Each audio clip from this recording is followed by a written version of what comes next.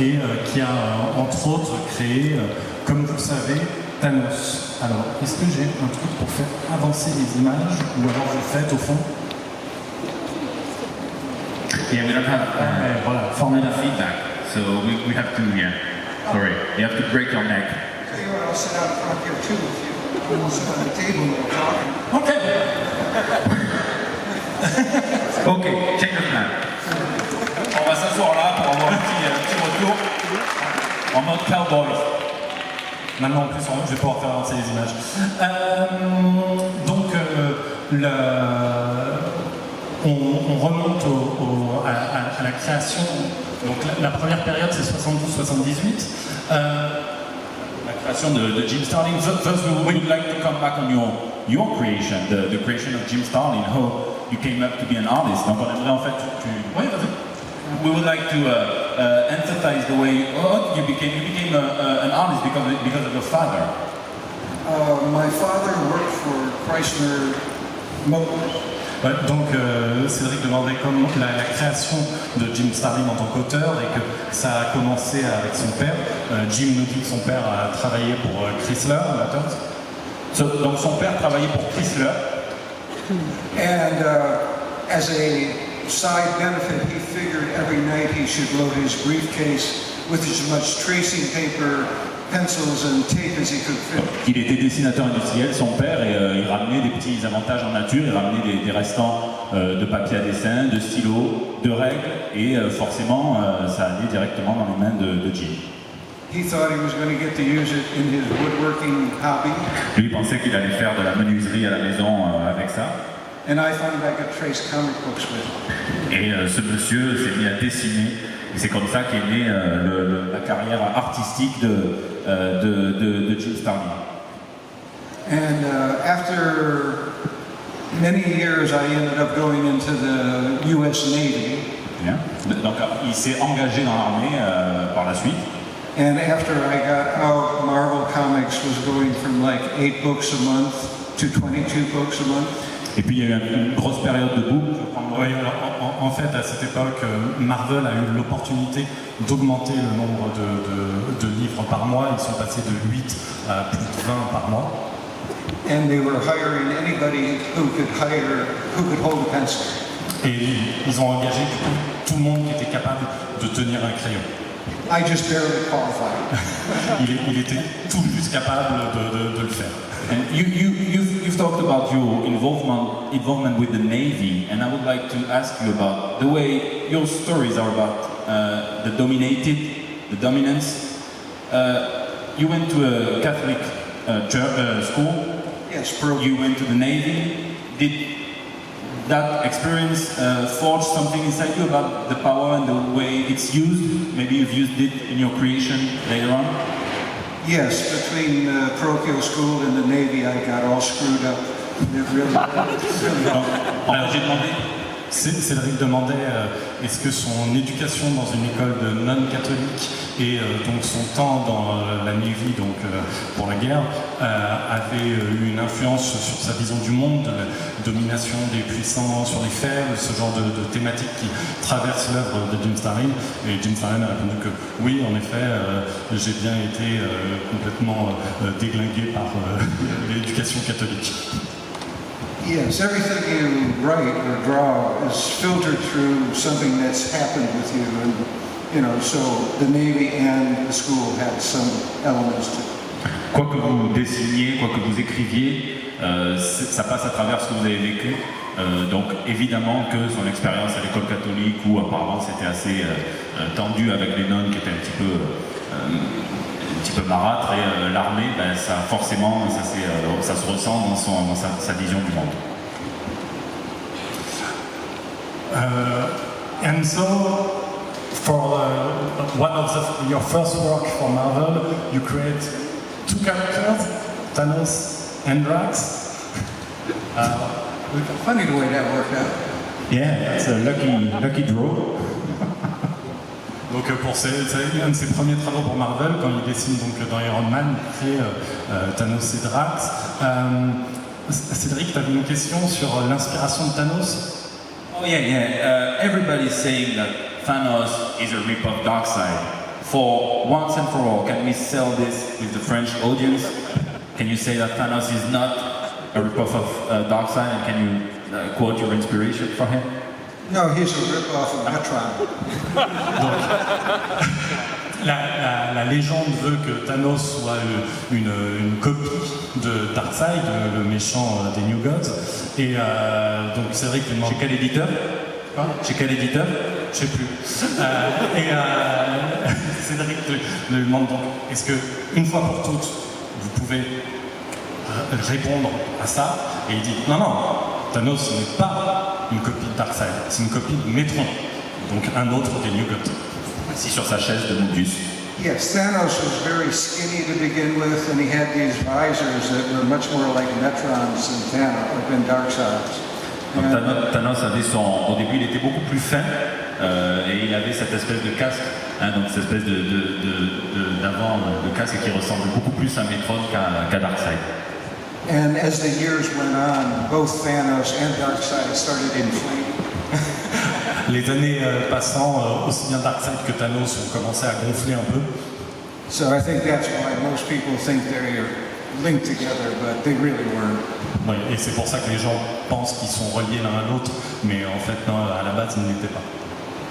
And how crazy is it that you've become so popular that people give you credit for characters you didn't invent, such like Nebula or even the Thanos copter? J'ai demandé, est-ce que c'est pas fou de devenir célèbre et renommé à un point où on vous prête des personnages que vous n'avez pas créés vous, comme Nebula ou comme l'hélicoptère de Thanos? I'm never going to forgive the makers of the movie for bringing back their memory of the Thanos copter. They're forever. I'm angry at them forever. Il ne pardonnera jamais au réalisateur du film d'avoir ramené le souvenir du Thanoscopter sur le devant de la scène dans le film. Et d'ailleurs même, one of your favorite characters is Adam Warlock, who you didn't create too, but you redefine it and you use your obsession on him. Why was he so compelling to you? What do you find in Warlock that you love so much? Une autre de vos créations, c'est Warlock. C'est quelqu'un que vous n'avez pas créé, c'est Warlock, et pourtant vous l'avez redéfini. Qu'est-ce qui vous attire en lui? Pourquoi est-ce que vous êtes obsédé par ce personnage? I like to take my characters on a journey in their stories.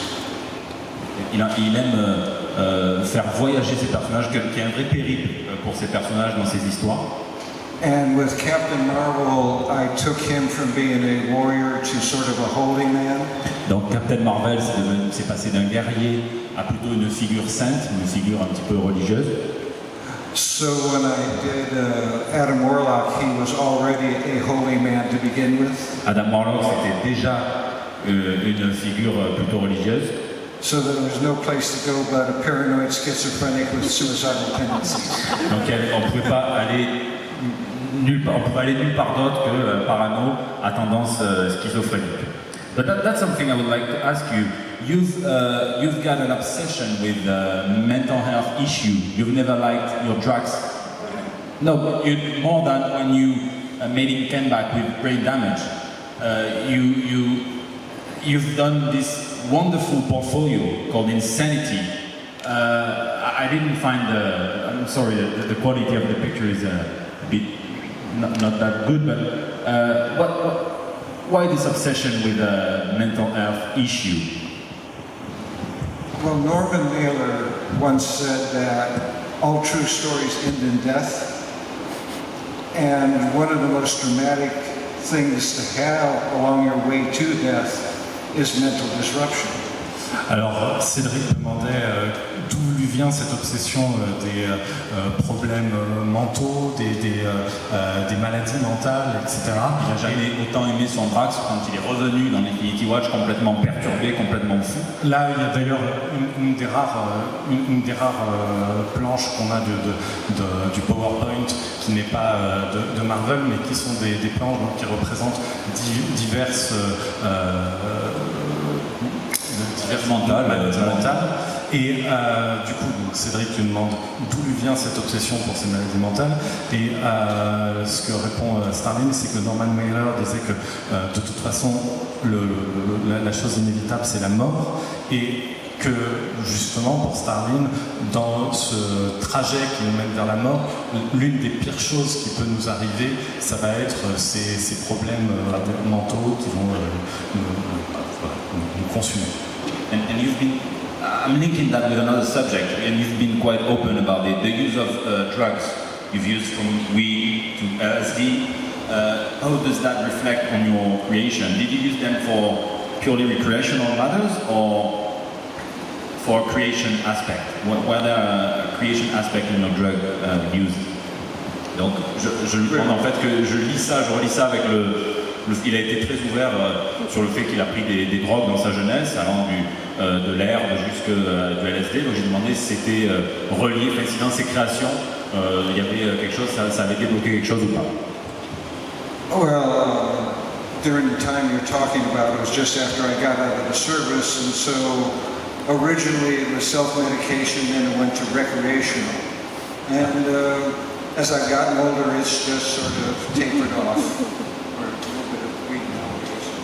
Alors en fait, à la base, c'est lié à son service dans l'armée et à son retour au pays, et que l'utilisation des drogues était en fait plus pour du coup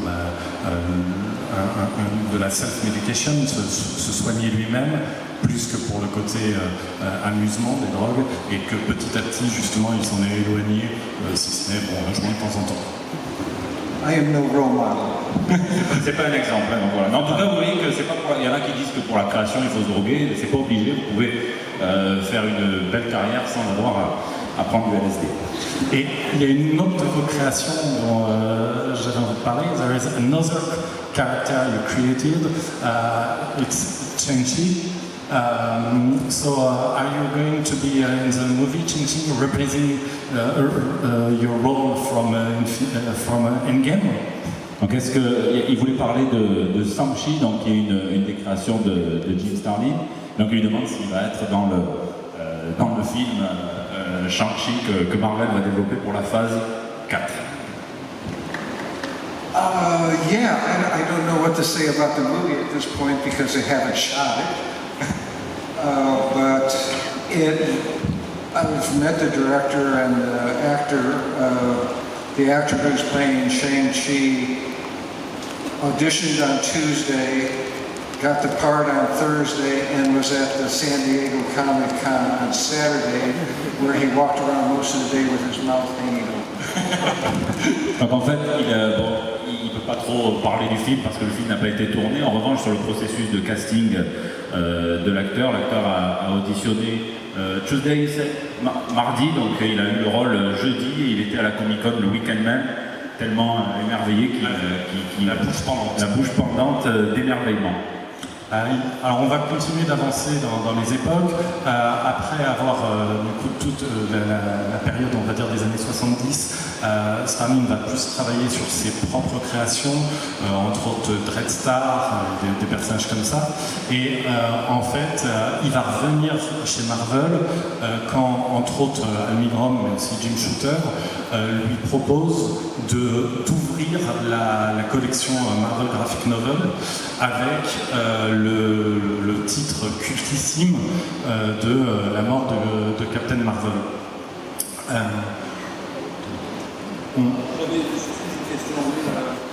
You had that's a funny story because I like the way you had a broken finger when you inked this original graphic novel. Am I right? You had to tape a pencil to your hand in order to ink the thing. Did that open something to you in terms of creation? I mean, when faced with an obstacle, sometimes we outreach ourselves. We find ways of being 1,000% of ourselves. So did you learn something having a pencil taped to your hand? Alors, en fait, quand il a dessiné la mort de Captain Marvel, il s'était cassé un doigt et du coup, il était obligé de scotcher son stylo à sa main pour pouvoir dessiner. Il se déscotchait le midi pour manger et après, c'était rebelote l'après-midi. Et du coup, Cédric demande est-ce que le fait de devoir travailler du coup à l'économie et avec du coup une béquille avait ouvert des perspectives au niveau de la création, parce que justement quand on a des contraintes, parfois on s'ouvre à plus de nouveautés ou voilà. How did he end it? How did he end it? Good. Basically, I was playing volleyball. I dislocated a finger while I was inking the death of Captain Marvel. Every morning I had to get a pen and tape it into my hand. And as a result, there are no really long lines in that story. Donc il avait... It's very short. There's no squeaky lines. And if I learned anything, I learned do not break your fingers. Do not play volleyball. Do not, well, I still play volleyball. I play handball now, and racquetball, even worse. But basically, it's no fun inking with a pen taped to your hand. Du coup, donc, il s'est cassé, enfin en tout cas luxé le doigt en jouant au volley. Il joue toujours au volley, ça ne l'a pas dégoûté de jouer au volley. Mais du coup, c'est pour ça qu'en fait, sur l'ancrage, il n'y a pas de longs traits parce que justement, c'était trop compliqué. Et la chose qu'il a appris à cette occasion, c'est de ne pas se casser le doigt.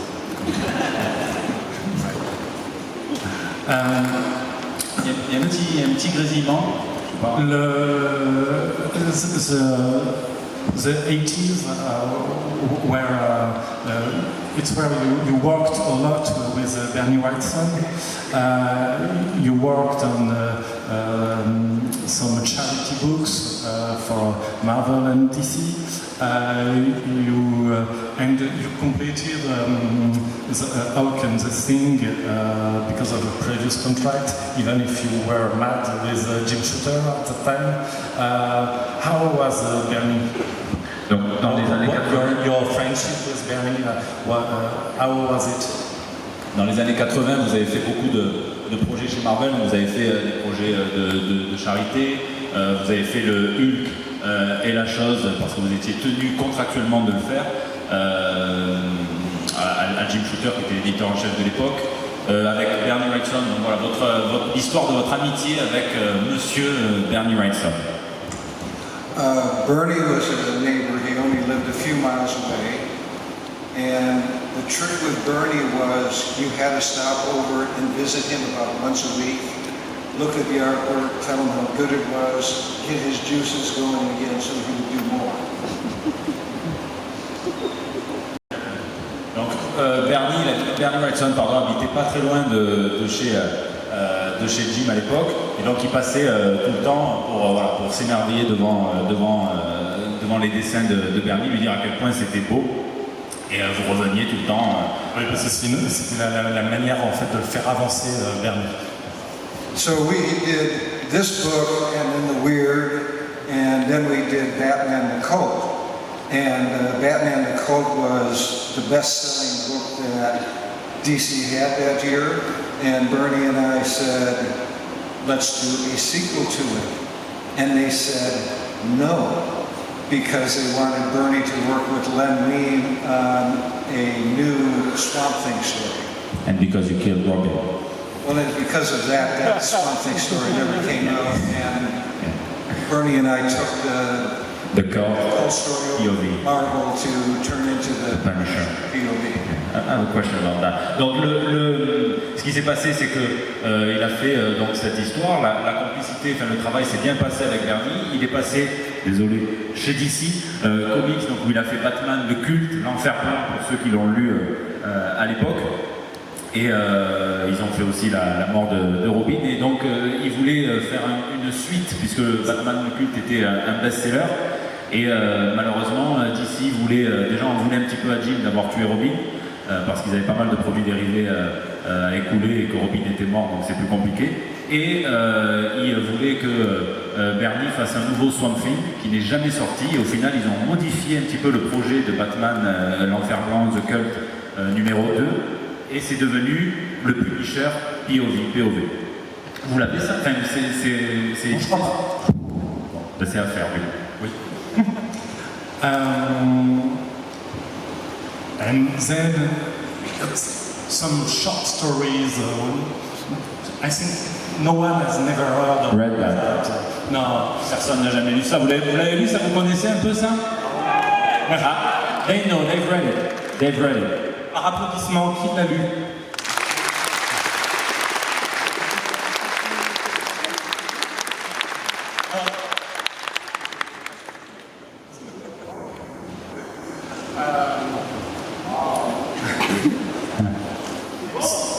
It's beautiful, he said. I don't know who said that, but he said it's beautiful, he shouted.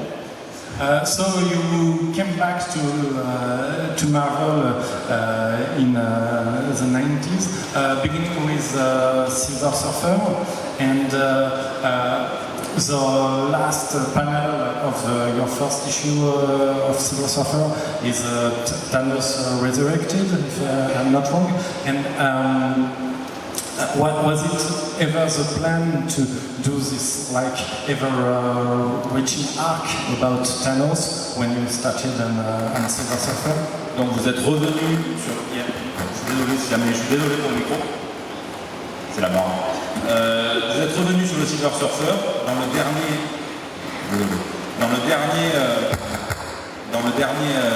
dernière case. Dans la tête. Vous n'aimez pas Marseille à Paris? Ça va. Donc dans la dernière case du Silver Surfer, Thanos apparaît, Thanos est ressuscité. Est-ce que c'était donc pour ensuite le lancer sur toute cette grande saga de l'infini? Est-ce que c'était prévu? Est-ce qu'il y avait un projet de ressusciter Thanos et de le changer complètement comme c'est le cas avec ses œuvres? Okay, to start off with, I ended up coming over to work on the Silver Surfer because I had been working on Batman and the Killed Off Robin, and once again, the best-selling book of that year. But they suddenly realized they had all these pajamas and lunchboxes with Robin's picture on them. So within about 2 months, all my work at DC dried up. Je te laisse le traduire, ça c'est trop beau. Ouais, du coup, il était en train de travailler sur Batman et encore une fois, c'était la meilleure vente de l'année. Et sauf qu'ils avaient déjà tous ces pyjamas et boîtes de déjeuner avec Robin dessus. Et du coup, c'était un petit peu compliqué derrière. So when I got over here to work on Silver Surfer, it was a time when Marvel was owned by a guy named Perlman. And Perlman's idea was to squeeze as much money out of the readership as they could. There was a time when every X-Men had his own book at one point. And so basically it went from the Silver Surfer, which was started selling well, and they said, do a special book. We did the Thanos Quest, and that sold well on the advanced sales, so we went directly into the Infinity Gauntlet. And my original idea was, I'll keep it the Silver Surfer, but the book kept selling better, and that's how it ended up being like this. Okay. Du coup, en fait, à l'époque, Marvel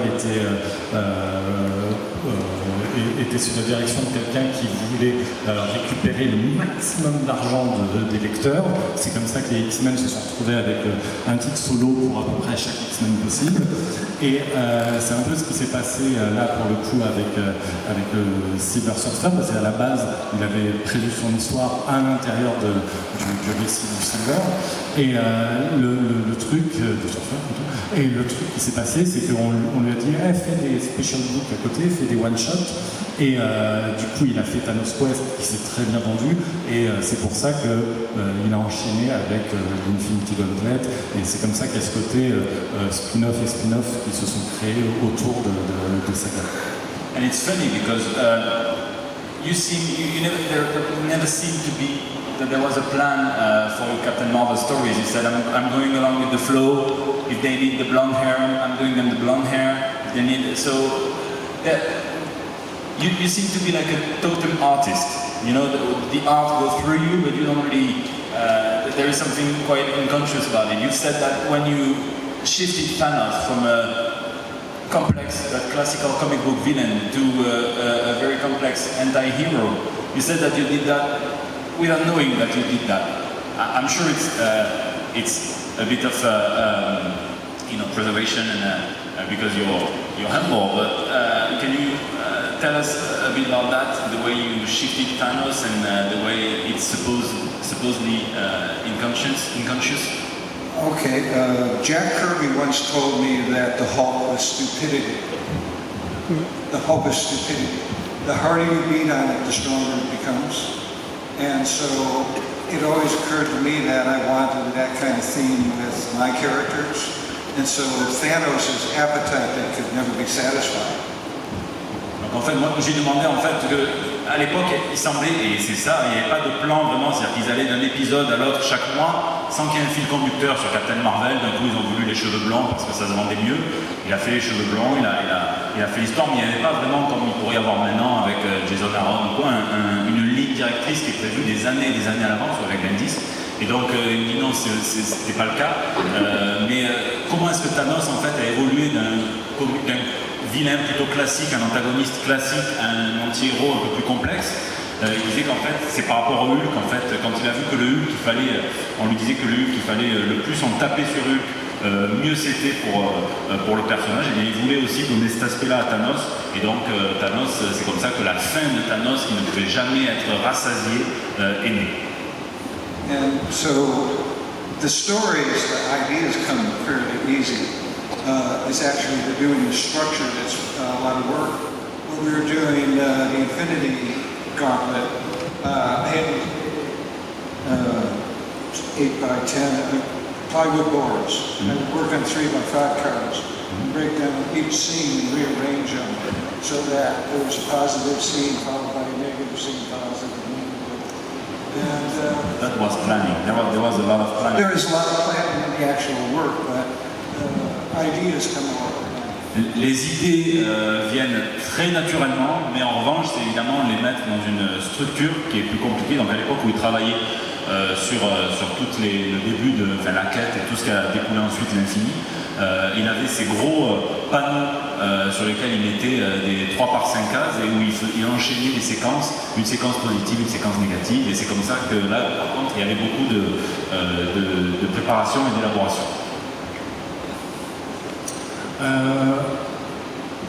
Have you a favorite one between Infinity War and Infinity Crusade? The tricky question. Favorite one between Infinity War and Infinity Crusade? Maybe the Crusade I like better because of the religious aspects of it. It was kind of interesting because we had to go through and we decided we were going to find out what the religion of every character was. And by the time we got done with it, we realized that Marvel Comics that had been created almost exclusively by New York Jews had no characters who were Jewish. Donc en fait, Aurélien demandait est-ce que vous avez un préféré entre la guerre de l'infini, la croisade de l'infini. C'est sympa ça, tu préfères ton fils, ta fille, c'est sympa, sympathique. Et donc Jim répondait que peut-être la croisade à cause de l'aspect religieux.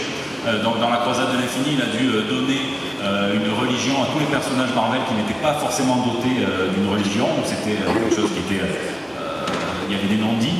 Et il a été étonné de voir qu'en fait Marvel, qui a quasiment exclusivement été créé par des juifs new-yorkais, il y avait très peu, voire pas du tout, de personnages juifs dans la mythologie de Marvel. Et donc du coup, c'est comme ça qu'il a créé des personnages. So it ended up that Sasquatch was the only Jew because he was from Poland inside. Vu que Sasquatch était polonais, il a dit que c'était logique qu'il soit de confession juive. But it was really a reflection of the time of how those characters created back in the 1960s.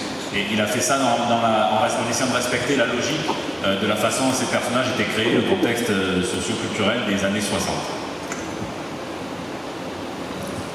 So we know that death is a prevalent theme in your stories, but there's also another one, a dichotomy between the catatonic state and vibrant, and the movement. You've even written a novel about it, among Madmen. It's a town where either you are catatonic or you are a murderous psychopath. I've had people in my life who have had serious mental health issues, and that vulnerability I find kind of fascinating. En fait, du coup, je demandais, il y a toujours, alors la mort évidemment l'obsède, ça il vous l'a dit, hein, il a cité Norman Mailer, mais il y a aussi toujours une espèce d'opposition entre cette espèce d'état un peu catatonique et l'espèce de mouvement. Il y a Nebula qui est transformée en une zombie un peu, pour dire le terme un peu comme ça. Et donc il me disait que ça l'obsédait parce qu'il a toujours eu dans son entourage des gens qui étaient atteints de troubles mentaux et que ça le fascinait. Donc c'est pour ça peut-être que ça se retrouve dans ces histoires. We keep going. This is the end. We're now in 2002, 2002, yeah. And you're coming back to Marvel to create a new trilogy with Marvel Universe The End, Infinity Abyss, and the first ongoing about Thanos. Was it when you created the Thanos clones? Was it because you felt like Thanos is your character and you were not happy about what the previous writers did? Donc, quand vous êtes revenu en 2002 chez Marvel, vous avez travaillé sur une nouvelle trilogie, donc Thanos la fin, et puis donc c'est ce que vous voyez au-dessus, le gouffre, et c'est la fin. Et l'autre c'était donc l'ongoing en fait sur Thanos, et là aussi vous avez créé les clones de Thanos, les Thanossi. Est-ce que c'est parce que c'est votre personnage, votre bébé, et que vous n'étiez pas forcément content de la façon dont il était géré par les autres scénaristes? Every time I came back to Marvel and did another Thanos story, there was usually something I was reacting to. Like with the character Nebula, she was claiming to be Thanos' daughter. And anyone who loved death, I figure, wouldn't be dropping progeny. And so when I came back and did the Infinity Gauntlet, I treated Nebula rather shabbily. That's a funny way of saying it. Donc quand il est, chaque chose qu'il écrit, c'est en réaction à quelque chose. Donc quand il est revenu chez Marvel, qu'il a vu que par exemple Nebula prétendait, ça c'est pas lui qui l'a écrit, mais que Nebula prétendait être la fille de Thanos, et bien lui, il a répondu à ça de manière, comment dire, avec euphémisme, il a répondu à ça, voilà, il a tenu à répondre à cette question, donc il a massacré Nebula, voilà, on va dire ça comme ça, on va être clair. So when I was coming back to do these stories, there had been other Thanos stories that had been done. And some of them, like Dan Jurgens wrote a really nice one with John Romita, but Mark Waid had done a Kesar story, which originally had an X-Men villain in it that they couldn't use, and so they substituted Thanos into it, and it had a big fight between Thanos and Kesar, which didn't make any sense to me. So I came back and did the clone story to explain why some of the odd Batman, like the Batman helicopter thing, could have happened, but we're making clones. Another universe. Et du coup, par exemple, Mark Waid avait écrit une histoire où Khazar avait affronté Thanos. Alors, c'était pas Thanos qui était prévu à l'origine, mais finalement, ils ont utilisé Thanos dans cette histoire. Et où, du coup, Khazar bat Thanos. Et où, du coup, ça faisait pas vraiment de sens pour lui, pour beaucoup de monde d'ailleurs. Et du coup, c'est pour ça qu'il est venu avec cette histoire, pour essayer d'expliquer ça, entre autres. D'autres questions? Là, on voit entre autres, alors pardon aussi un peu pour la qualité, mais on voit les ancrages d'Al Milgrom. Voilà, donc sur les dessins de cette période. Et après, on arrive du coup dans la période la plus récente, la période où du coup Jim Starlin écrire et dessiner ou écrire des graphic novels autour de Thanos. Donc, où il retravaille du coup avec Ron Lim, par exemple, mais aussi avec Alan Davis.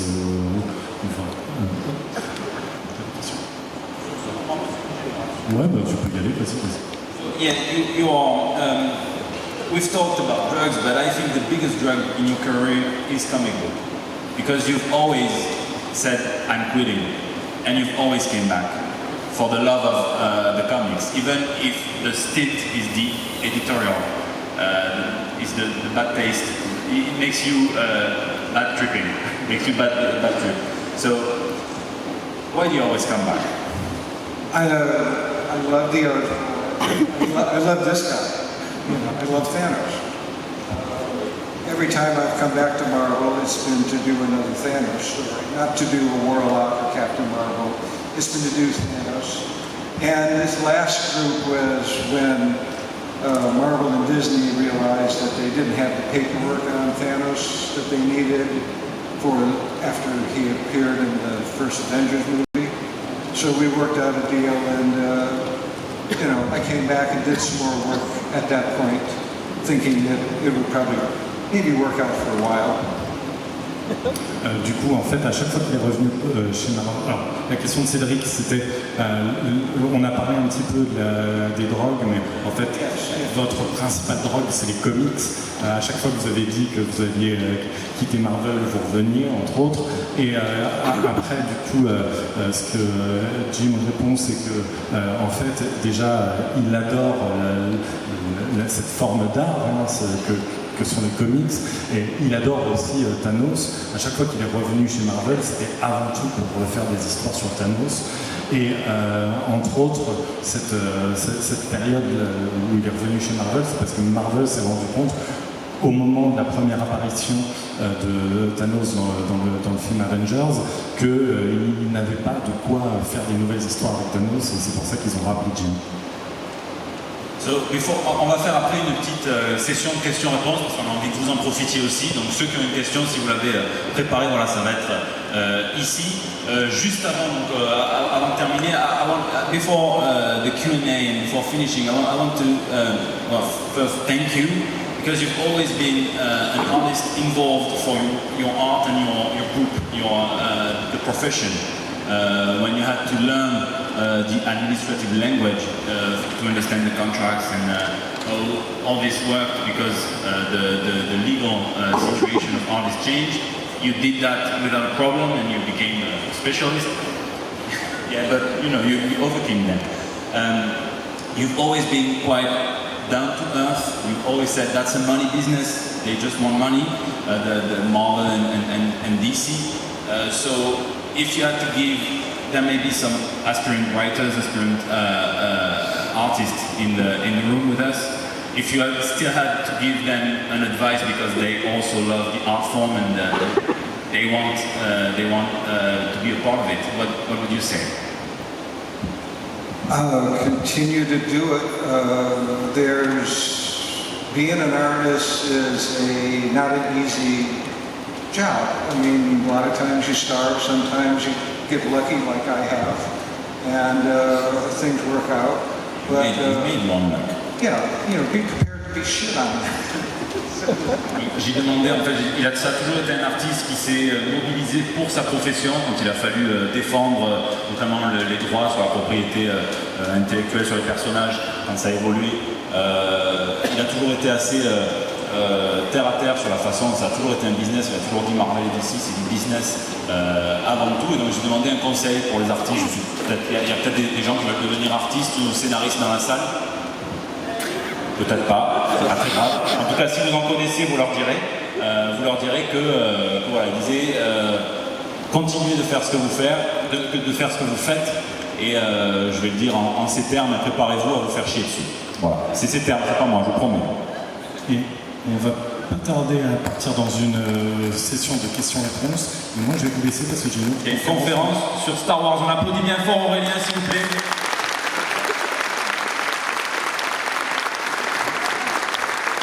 Merci beaucoup Aurélien. There's the Marvel movies, there's the comic books. Two different things. The Marvel movies had 18 films before that were part of the storyline. They didn't have half the characters that are inside the comic books. They were interpreted by hundreds of people where the book was like 3 of us working on it. I think they did a marvelous job of what they did. Josh Brolin was never on my radar, but I can't imagine anybody but Josh Brolin playing him now. Josh Brolin. Et il est là, on accueille Donc il disait que bon, il y a les films et il y a les comics, c'est deux choses complètement différentes. Et il y a beaucoup de fois où justement les studios n'avaient pas les personnages, donc ils ont fait avec ce qu'ils avaient et ils trouvent qu'ils ont fait, sans jeu de mots, un job merveilleux d'adapter.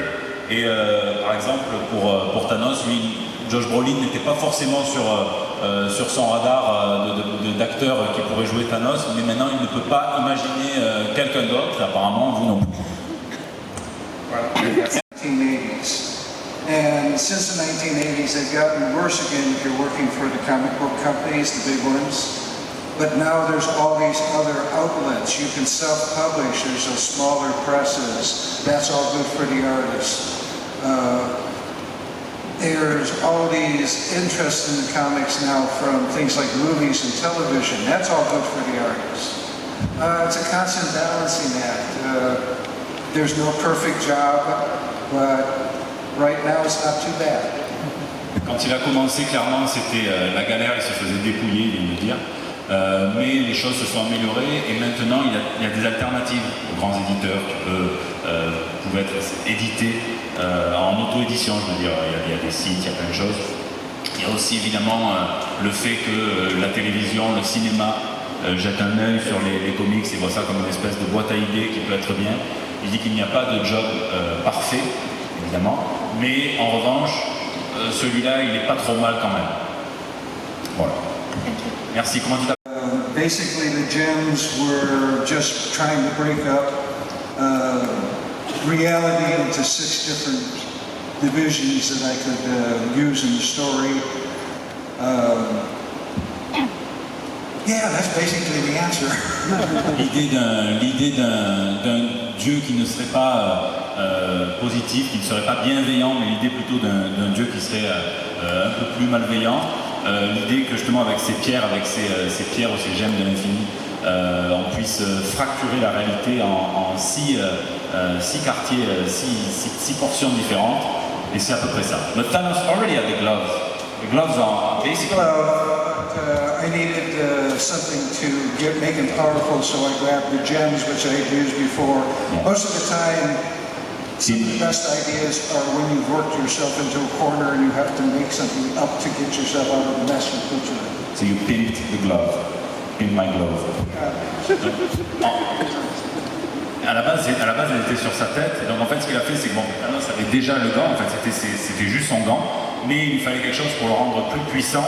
Et en fait, il dit que il s'était un petit peu mis dans un coin, il s'était un petit peu bloqué avec cette histoire de joyaux de pierre d'infini. Et donc il dit que c'est souvent dans ce genre de situation, quand tu es bloqué avec un scénario, un script, que tu te... c'est-à-dire qu'on ne va pas tarder à finir. Que tu te dépasses et que tu trouves quelque chose. C'est comme ça qu'il a eu l'idée. Voilà. Merci. Non, désolé. Series quite a bit. Wasn't working for Marvel at the time. I kind of liked the way they redesigned Drax the Destroyer. I think he looks better now than he did on my version. And why did I work so often with Ron Lim?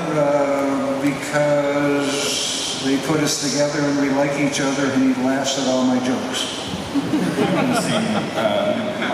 Wavelength. It seems that you're on the same wavelength. Yeah. Donc, some really good ones.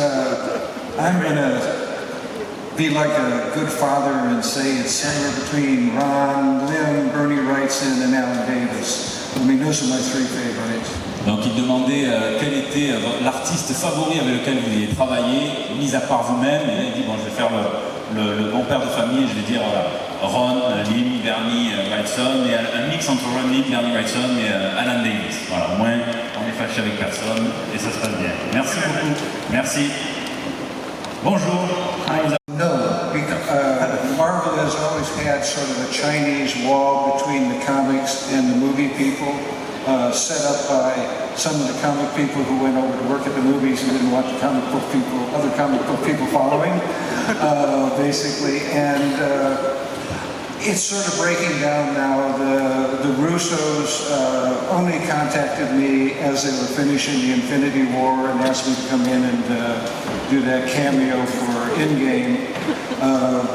There's more communication now between the comic book people and the movie people. I can't say much more than that at this point, but you know, there's more communication on Shang-Chi than there was on Thanos. Donc à l'époque, il y avait un vrai rideau de fer entre vraiment les studios, les comics. Donc non, il n'a pas été consulté du tout. Maintenant, ça va mieux quand même. Enfin, ça va mieux. C'est pas que ça allait mal, mais maintenant, il communique un petit peu plus. Et c'est comme ça qu'il a eu son caméo dans Endgame. Et donc maintenant, voilà, ça va mieux. Il ne peut pas en dire trop. Apparemment, peut-être qu'il y a des trucs à venir, on verra. Mais en tout cas, voilà. C'était une vraie situation. Thank you. I don't do heroes. Thanos and Warlock and Drax and Gamora, they're all flawed people. And the bigger the flaw, like in Thanos' case, the more interesting he is. Déjà, il a dit qu'il